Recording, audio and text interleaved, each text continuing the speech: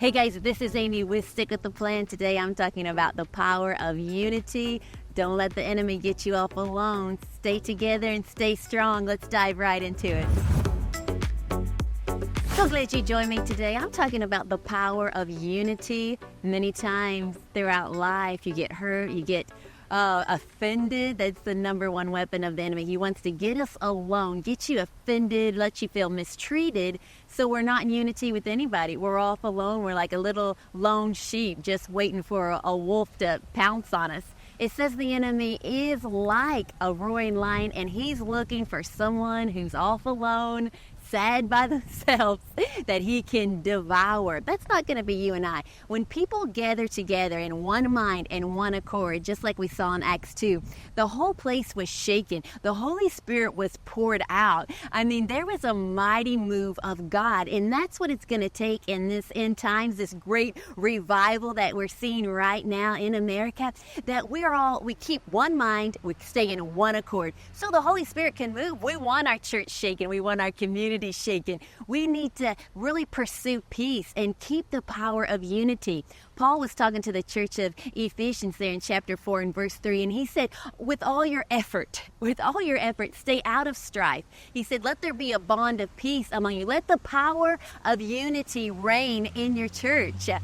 And this is so true. I've spoken at churches before where I know there's a discord or I know there's a disagreement, and there'll be like leadership on the front row that's mad, and they're just sitting there, and God's wanting to move and the Holy Spirit's wanting to be poured out. But that spirit of strife will stop. It'll really hinder the move of the Spirit, because we're not in one mind. We're not in one accord. We're in disagreement. So here God is, the Holy Spirit's wanting to be poured out again to fill you up, and yet because of the discord, that there isn't harmony, that there isn't unity, that there is no power of us being together because we're not of like mind.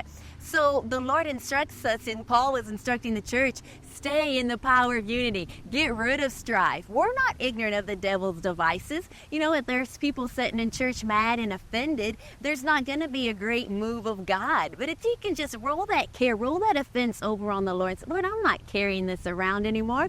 I know the power it is to be the church and to stay united. That's where our power is. We are stronger together.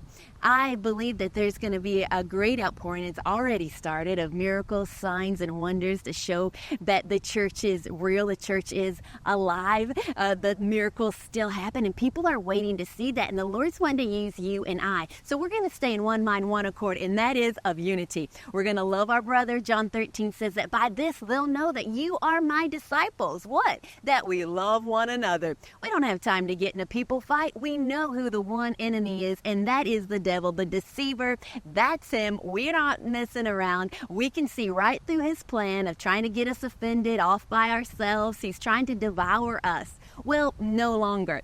You know, someone texted my husband, Pastor Jay, the other day and said, Pastor Amy hates me. And I thought, I didn't even know this person. Honestly, I didn't even know. I knew I had acquaintances with them. They had said something negative about me, and it got back to me. But I never thought about it again because I didn't really know them. So this person knows that they said something wrong, and they're like upset about it, and they're thinking, Amy hates me now.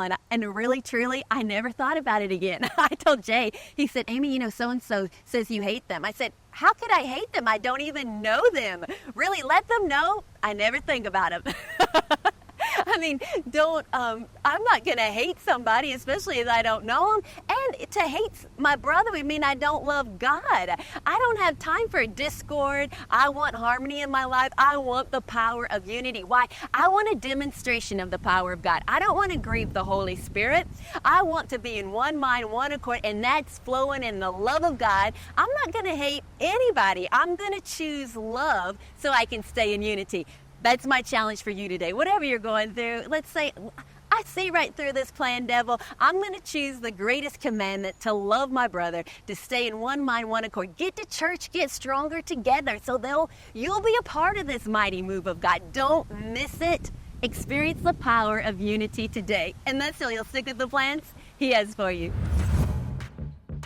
Thanks for joining me today. I love hearing all that God is doing in your life. Keep the testimonies coming. If you're on YouTube, go ahead, hit that subscribe button. Leave us a comment. If you're on Facebook, like this page. We'll have a brand new video for you next week. And remember, every Tuesday, we are live. I'll see you then.